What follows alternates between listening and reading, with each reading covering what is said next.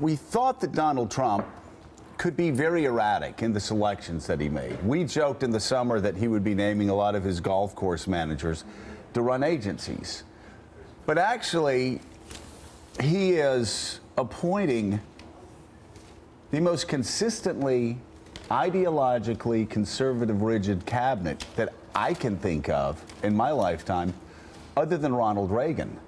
And there is an ideological consistency there that really does suggest that Mike Pence is having a heavy hand in this. And, you know, you heard people say, well, listen to what Donald Trump says, but watch what Mike Pence does. I'm not saying Mike Pence is this or that. Puppet master. Because he's not. Donald Trump makes these decisions, but Donald Trump was not this ideologically rigid in the campaign. These are every single pick that comes out. All the never-Trumpers are like, yay, this is Jeb Bush. He's just not putting out a selection that Jeb Bush isn't saying, this is great.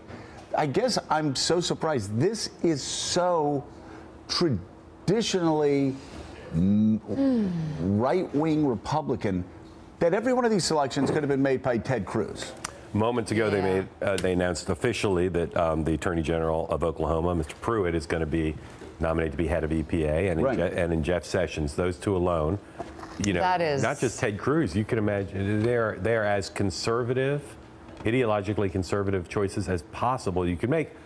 On the other hand, he's also for Homeland Security, for the Pentagon, nominated people who could have been nominated by literally anyone in either party. But he's got three generals.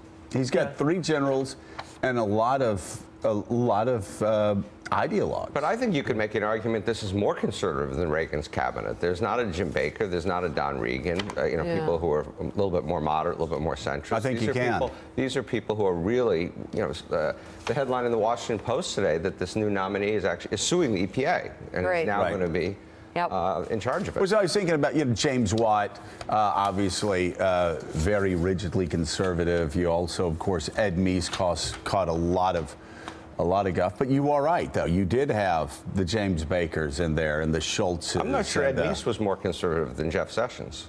Oh, definitely not. Oh, no. Definitely not. All right, so then let's just put it this way. This will be the most conservative Republican cabinet since Herbert Hoover in 1928, if all these go through. And again, my point is that I don't think any of us saw this coming, that he would be this rigidly conservative in his selection.